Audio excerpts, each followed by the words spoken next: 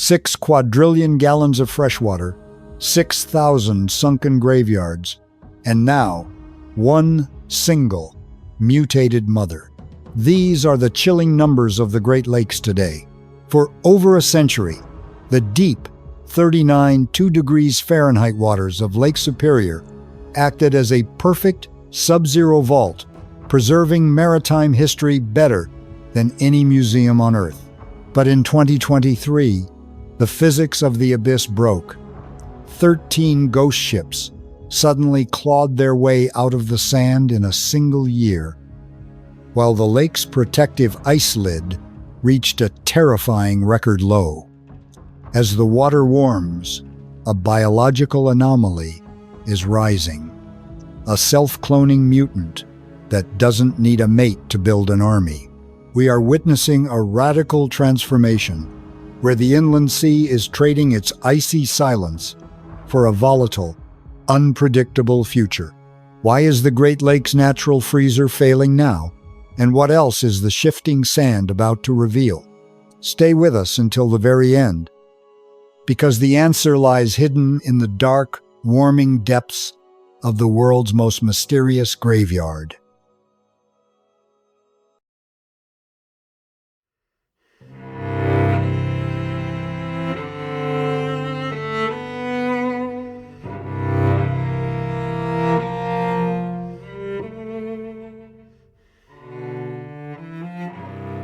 My dear friends, if you think the idea of a single organism capable of conquering an entire ocean without ever seeking a mate is the stuff of science fiction, the chilling biological reality unfolding within the Great Lakes system will make your skin crawl.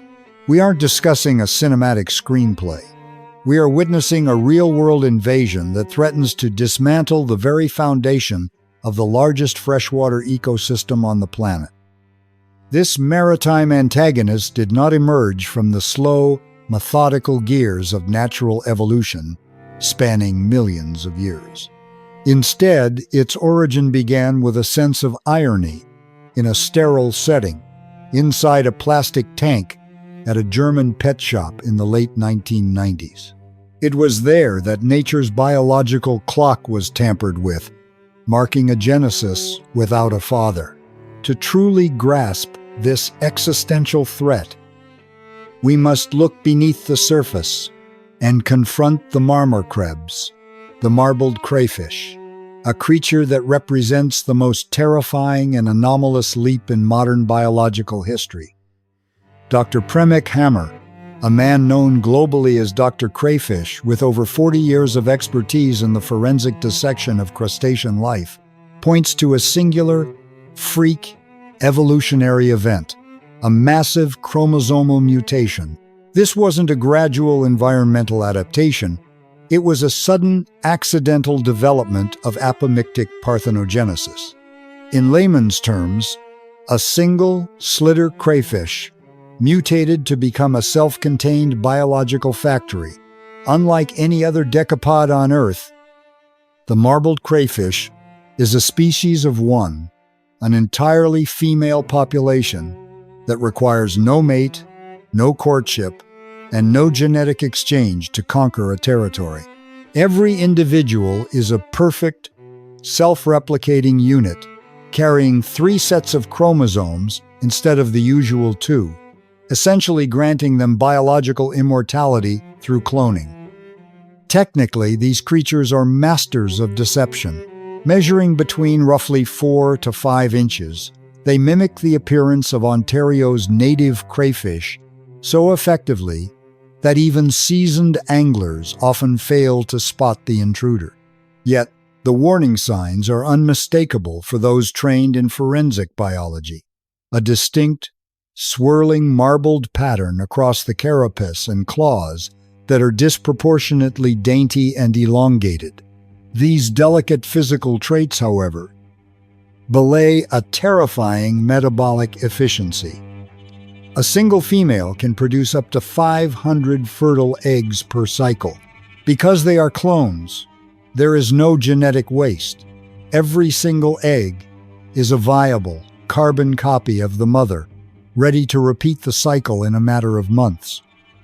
When we apply a forensic mathematical model to this invasion, the numbers transition from concerning to staggering. In a balanced ecosystem, population growth is strictly governed by the male bottleneck and the limits of genetic diversity. The marbled crayfish bypasses these natural checkpoints entirely.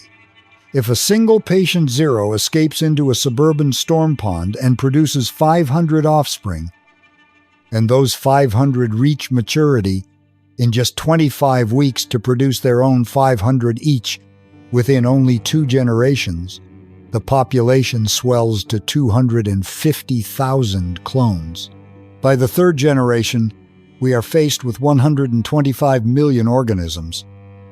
Without a natural predator or a reproductive pause, these clones could theoretically carpet the bed of a massive body of water like Lake Superior within a single decade. This isn't just about competition, it is about metabolic volume. They occupy every square inch of habitat, consuming the base of the food chain and displacing native species through sheer, overwhelming numbers. In the warming waters of 2026, this biological tax is no longer a theory. It is a countdown to an ecological collapse that started in a simple pet shop tank decades ago. This biological onslaught is currently manifesting in Ontario, which serves as the primary battlefield for this clone war. Brooke Schreier, the Assistant Coordinator for Ontario's Invading Species Awareness Program, identifies this province as the most heavily invaded frontier in Canada. The statistics provided by the program are grim. 445 terrestrial invaders, including bugs and pathogens, and 185 non-native aquatic species. This is the legacy of the St. Lawrence Seaway and the unchecked ballast water of international shipping fleets. Schreier notes, the 10% rule, while 185 species are non-native, about 10% are classified as invasive, meaning they possess the specific biological weaponry to collapse an economy or an entire ecosystem. The marbled crayfish sits at the apex of this 10%. To put this in perspective, Schreier points to the zebra mussel crisis of 1,992 inches Lake St. Clair. That invasion was the Z-Day for the Great Lakes, leading to the birth of the awareness programs we have today. But the marbled crayfish represents a new biological tax that is far more complex than simple filter-feeding mussels. For an audience attuned to maritime engineering and the physics of failure, the concept of a biological tax is critical. These invaders do not merely exist in the water. They weaponize the very infrastructure that supports the Great Lakes economy. Consider the mechanical failure arc. Large naval vessels and 1,000-foot bulk carriers rely on massive volumes of lake water to cool their diesel engines.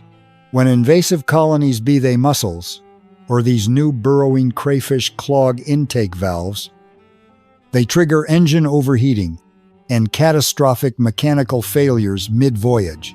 But the marbled crayfish adds a new layer of structural erosion. They are burrowers. By tunneling en masse into shorelines and urban canal walls, they trigger hydrostatic instability. This isn't just an environmental concern, it is an engineering nightmare that leads to the collapse of maritime piers, the destabilization of seawalls, and the erosion of the physical foundations of our shipping industry. Furthermore, by consuming aquatic plants, snails, and insects, they effectively cut the bottom off the food chain.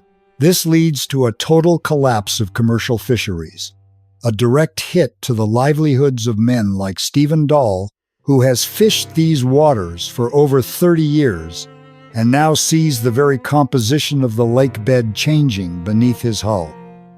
The transition from theory to physical reality occurred in late 2021 at Ground Zero City View Park in Burlington, Ontario. A citizen scientist uploaded a photo to iNaturalist, a tool for identifying wildlife. The image sat unnoticed for months until Dr. Hammer recognized the marbled pattern of an invader that had never been seen in North American wilds before. The response was immediate, utilizing environmental DNA, eDNA, technology.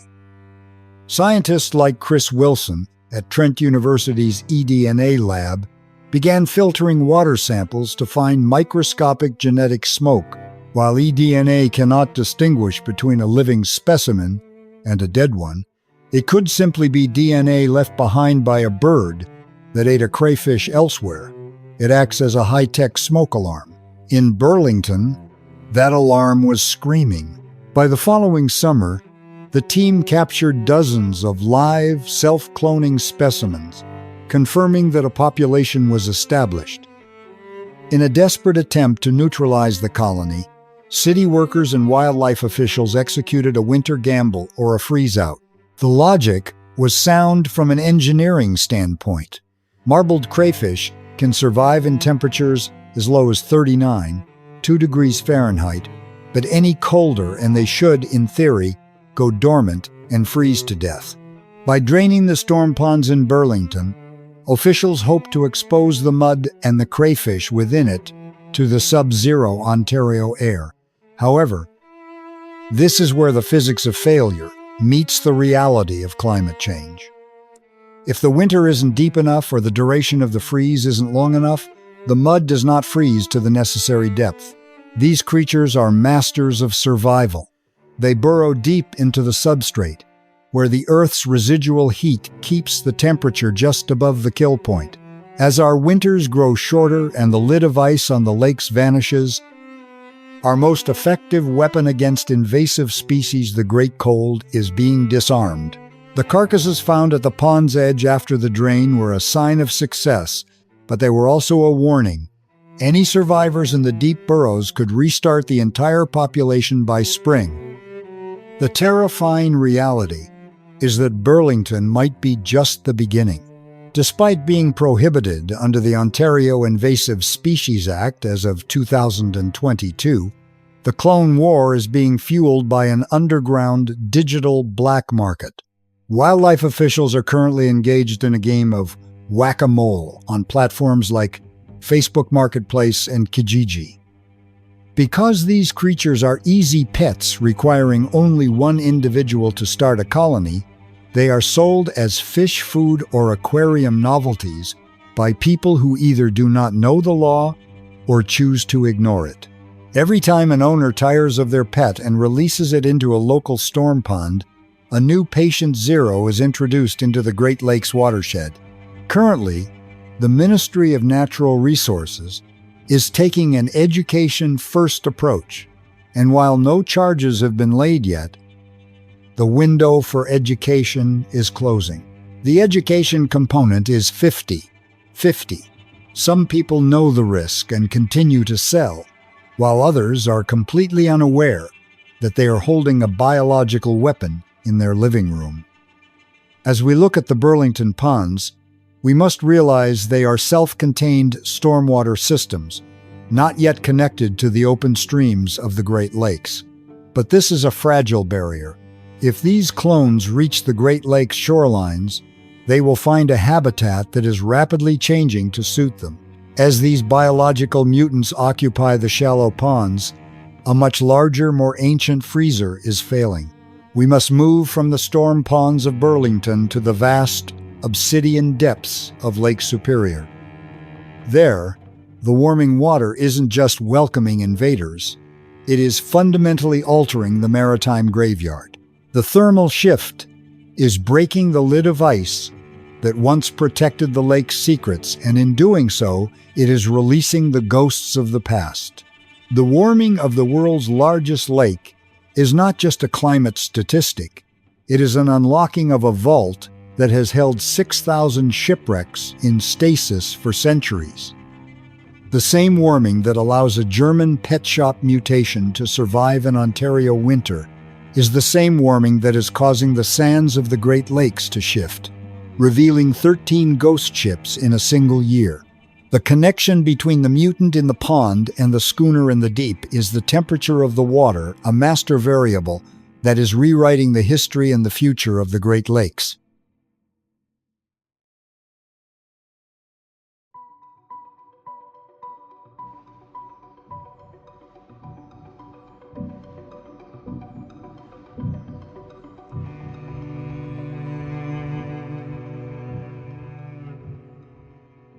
To the casual observer standing on the rocky cliffs of the Upper Peninsula, Lake Superior appears as an immovable titan, a vast, obsidian mirror of the sky that has remained unchanged since the retreat of the glaciers 10,000 years ago, holding 10% of the world's surface freshwater, a staggering 6 quadrillion gallons. It is so immense that it dictates its own weather patterns and atmospheric rhythms. However, beneath this stoic surface, a delicate thermodynamic balance is collapsing. We are currently witnessing a transformation that defies historical precedent. The largest freshwater lake on Earth is warming at a rate faster than almost any other body of water on the planet. This is no longer just a trend in data. It is a fundamental restructuring of the lake's physical and biological identity. John Shepard and Bob Sterner, director of the Large Lakes Observatory, have meticulously documented the primary culprit in this thermal crisis is the vanishing lid. Historically, Lake Superior's winter ice cover functioned as a massive planetary shield. This white, reflective surface, governed by the principle of albedo, acted as a mirror, bouncing solar radiation back into space and sealing the water beneath in a consistent, near-freezing state. This lid was the guardian of the lake's cold water heritage. However, as winter ice reaches record-shattering lows, the lake finds itself defenseless. Instead of reflecting energy, the dark, exposed surface of the water now acts as a heat sponge, absorbing solar radiation throughout the winter months. This has triggered a catastrophic feedback loop. Warmer water prevents ice formation, and the lack of ice allows the water to absorb even more heat. For the maritime investigator, this is not a mere climate statistic. It signifies the total failure of the natural freezer. For over a century, Lake Superior has served as the ultimate sanctuary for maritime history. The physics of this preservation are as simple as they are profound. Below the thermocline, the layer where sunlight fails to penetrate the water temperature remains a constant 2 degrees Fahrenheit. At this specific temperature, water reaches its maximum density, creating a dark, pressurized, and oxygen-poor environment that acts as a sterile vault. These conditions inhibit the growth of wood-eating bacteria and fungi that typically consume shipwrecks in warmer oceans.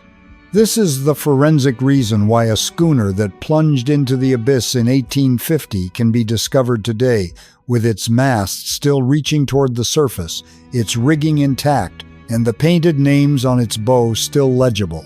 But as surface heat begins to penetrate these lower depths, the structural integrity of 6,000 vessels is now at risk. The biological decay currently threatening these wrecks is an event that hasn't been seen since the end of the last ice age. This thermal awakening does more than just invite decay. It invites destruction by weaponizing the environment for invasive species. We must bridge the gap between the marbled clone of the shallow ponds and the ancient shipwrecks of the deep. Invasive cousins like the quagga mussel thrive in these newly warmed waters. In lakes Michigan and Huron, these mussels have already carpeted shipwrecks, adding thousands of pounds of biological tax to fragile wooden hulls. As Lake Superior warms, these invasive hitchhikers find a hospitable new frontier. Imagine the iconic steel hulls of the SS Edmund Fitzgerald or the SS Carl D. Bradley. They are not merely metal structures, they are archaeological time capsules. When invasive colonies encrust these steel giants, they trap corrosive acids against the metal, accelerating oxidation and rust. The sheer weight of millions of muscles can cause a deck to buckle or a hull to cave in under the pressure. The thermal shift is effectively arming these invaders, providing the metabolic fuel they need to consume the graveyard of the Great Lakes from the inside out. Furthermore, this shift challenges the chilling spiritual and physical law of the region. Superior never gives up her dead. In the sub-zero depths, the bodies of lost sailors historically did not decompose. They did not develop the gases that would normally cause a corpse to float. They stayed below, preserved in a state of grim stasis, often found years later still at their stations. But as the vault reaches a higher temperature, the very chemistry of the deep is changing. The maritime law that has governed the Great Lakes for centuries is being rewritten by the rising mercury, threatening to release the ghosts that the lake has held in its icy grip for generations. The evidence of this shift is no longer confined to academic journals. It is being felt by those who live and work on the water. Consider the incredible 4-6-mile record swim undertaken by a group of marathon swimmers. In a lake where hypothermia typically sets in within minutes, these athletes found that the water temperature never dropped below 60 degrees Fahrenheit throughout their entire journey across the open water. For Lake Superior, this is not just unusual. It is a thermal anomaly that signals a dying ecosystem. For commercial fishermen like Stephen Dahl, the warming water is a source of direct, daily danger. Dahl reports that the lake is becoming dangerously unpredictable. The sharp temperature gradient between the surface and the bottom is giving birth to strange currents, subsurface rivers of water that move with violent, unexpected force. These currents twist massive, heavy-duty fishing nets into donuts, destroying thousands of dollars in equipment and making the harvest of whitefish nearly impossible. The physics of the lake are losing their stability, trading the predictable, heavy cold for a volatile and energetic warmth. This thermal instability also gives rise to a phenomenon known as high strangeness. As the temperature differential between the warming water and the cooling night air increases, it creates a fata morgana, a complex, superior mirage. Light rays are bent as they pass through air layers of different temperatures, a process known as thermal inversion. In the Lake Michigan Triangle and across the vast reaches of Superior, this has led to a surge in sightings of ghost ships floating hundreds of feet above the horizon, or massive, unidentifiable objects that appear to defy the laws of gravity. While many of these are optical distortions of distant landmasses or modern freighters, the frequency of these sightings is directly tied to the lake's fever. The warming water is literally distorting our perception of reality, blurring the lines between the physical world and the maritime myths of the past. Perhaps the most visceral sign of this superior fever is the arrival of the toxic bloom. Historically, Lake Superior was too cold and nutrient-poor for algae to survive. However, the year 2012 marked a terrifying milestone, the first recorded major algal bloom of cyanobacteria, blue-green algae, on Lake Superior. The mechanism was a perfect storm of climate and chemistry. Massive floods from extreme rainfall events carried an influx of phosphorus and nitrogen from the land into the lake. While the water was already at a record-warm priming temperature, this provided the perfect incubator for a bacterial explosion. These blooms are not just an aesthetic blight. They produce microcystins toxins that can cause liver damage and skin rashes in humans, and can be fatal to pets. What was once the world's most pristine inland sea is now exhibiting the symptoms of a stagnant, dying pond. Finally, we must listen to the lake itself. In areas like Grand Traverse Bay, residents and underwater researchers have reported strange sounds emanating from the lake bed, deep metallic groans and rhythmic thumping that resonate through the hulls of boats. While some lean toward paranormal explanations, the forensic reality is found in hydrogeology. The Great Lakes sit atop complex limestone and dolomite karst formations. As water levels fluctuate violently due to extreme weather, and as the thermal pressure of the massive water column changes, it affects the air pockets within these ancient underwater cave systems.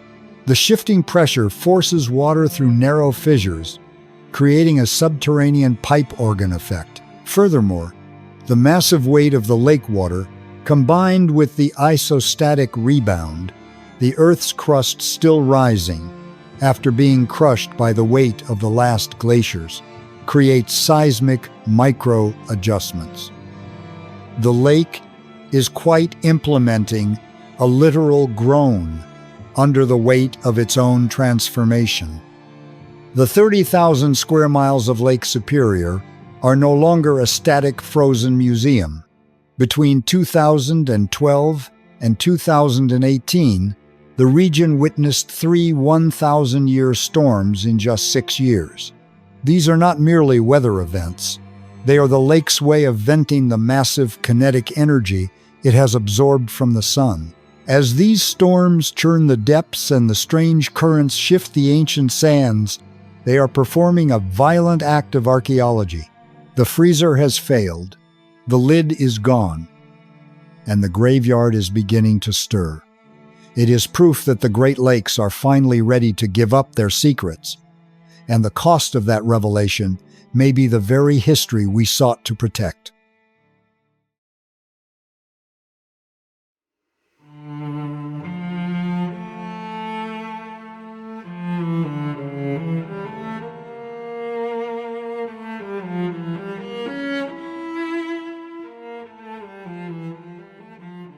The year 2023 will not be remembered in the annals of maritime history for a single catastrophic gale or a tragic collision.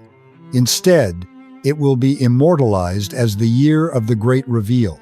In the shifting, volatile waters off the coast of Wisconsin, the Great Lakes performed a mass biological and physical exhumation, a phenomenon that has left historians and forensic archaeologists breathless. In a single navigation season, a staggering record of 13 shipwrecks were either discovered for the first time or relocated after decades of being lost to the moving sands.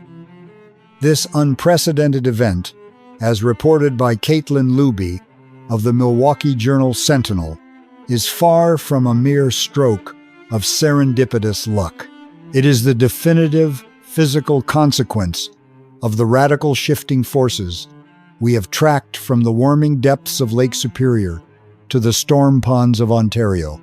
The dramatic, rapid fluctuation of water levels, coupled with the increasing frequency of 1,000-year storms, has fundamentally altered the hydrodynamics of the lake bed. These massive storm surges have caused the ancient submerged sandbars of Lake Michigan to migrate with violent efficiency. For over a century and a half, these moving sands served as the lake's burial shroud, encasing the history of the 19th century in a pressurized, anaerobic tomb. But as the sands shift, they are unveiling the skeletal ribs of wooden schooners and the corroded steel hulls of industrial steamers, bringing them back into a world they no longer recognize. To understand the gravity of these discoveries, we must apply a forensic meteorological lens to the physics of the storm. During the mid to late 1800s, Lake Michigan transformed into a maritime graveyard for vessels caught in the crosshairs of rapid, intense, low-pressure systems. Our forensic analysis of archival barometric charts from that era reveals a terrifying, almost mirror-like similarity to the atmospheric anomalies we are observing today in 2026. These systems are the breeding grounds for the legendary Three Sisters, a maritime phenomenon consisting of three rogue waves of immense height that strike in such rapid succession that no ship, regardless of its tonnage, can recover. The first wave swamps the deck, the second prevents the vessel from righting itself, and the third delivers the final, crushing blow that plunges the ship into the obsidian abyss.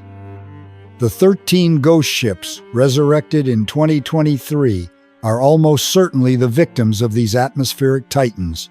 Their sudden appearance is a testament to the raw power of the lake's current thermal energy. The search for these ghosts has transitioned from the era of amateur guesswork to the frontier of high-precision maritime engineering. The exhumations of 2023 were made possible through the sophisticated application of side-scan sonar and magnetometry. Side-scan sonar technology allows researchers to emit fan-shaped acoustic pulses that create a photorealistic map of the lakebed, highlighting the skeletal outlines of wooden hulls that have been scrubbed clean of sand. Complementing this is the magnetometer, a device capable of detecting minute anomalies in the Earth's magnetic field, anomalies triggered by the iron boilers of steamships, massive anchors, or even the tens of thousands of individual nails that held a 19th century schooner together. However, this scientific triumph is a profound, double-edged sword. While the shifting sands have gifted us access to these historical treasures, they have also initiated a process of rapid oxidation. For over 100 years, these ships were pickled in a zero-oxygen environment deep beneath the sediment, protected from the ravages of time. Now, suddenly exposed to the warming, oxygen-rich currents and the invasive biological threats of the 21st century, the wood fibers are beginning to soften, and the iron components are disintegrating at an accelerated pace. These ghosts have returned to the surface, but they are fragile. We may only have a fleeting window of time to document their secrets before the water consumes them entirely. This surge of discovery has a direct and chilling connection to our ongoing work at Whitefish Point, the graveyard of the Great Lakes. While the Wisconsin discoveries are geographically distinct, many of these 13 vessels were intercepted on the treacherous transit routes leading toward the bottleneck of Lake Superior. Investigations have revealed that several of these newly exposed wrecks match the precise technical specifications of vessels listed as missing without a trace during the brutal shipping seasons of the late 19th century. They are the long-lost breadcrumbs of a much larger maritime tragedy, providing the vital data points needed for the Lakebed 2030 initiative to map the entirety of the inland sea. As we move from the silent shipwrecks of the deep to the bustling shores of the urban landscape, we witness a different, yet equally significant, form of resurrection along the Detroit riverfront. For the better part of the last century, this shoreline was an industrial scar, a desolate landscape of concrete, toxic runoff, and derelict factories that effectively severed the city of Detroit from the very water that birthed it. Mark Wallace, president of the Detroit Riverfront Conservancy, has spearheaded an ambitious urban renewal project that mirrors the environmental restoration seen across the region. This project involves the forensic deconstruction of miles of cement factories and parking lots, converting them into a continuous, vibrant ribbon of green space. This is a unique south-facing shoreline. It is one of the rare locations in the United States where an observer must look south to see the international border of Canada. The engineering of this renewal had to balance the delicate requirements of a high-traffic international shipping lane with the need for public environmental access. The solution lies in the implementation of bioswales, highly engineered gardens designed to act as natural kidneys for the city. These swales scrub urban pollutants and heavy metals from the runoff before it can reach the river, serving as a powerful urban countermove to the biological tax imposed by invasive species. We are finally beginning to pay back the ecological debt we have owed to these waters for over a century of industrial exploitation. This theme of environmental ethics and historical stewardship finds its most poignant expression on the banks of the Fox River. Once officially classified as a degraded waterway in the early 2000s due to industrial neglect, the Fox River has become a beacon of hope through the Waves of Change initiative led by Gary Swick, president of Friends of the Fox River. Swick's model suggests that the most effective tool for the Great Lakes' survival is not a mechanical filter or a legal injunction, but the cultivation of a stewardship ethic in the younger generation by bringing students directly onto the water to measure the health of the river, using bioindicators, small aquatic larvae, and insects that can only thrive in pristine conditions. They are bridging the gap between cold, scientific data and a deep, emotional connection to the land. As Swick argues, the Great Lakes cannot be saved by legislation alone. They require a fundamental cultural shift. If the youth understand that the water flowing past their feet in the Fox River eventually feeds the world's largest freshwater system, they realize they are the true guardians of this feverish, fragile giant.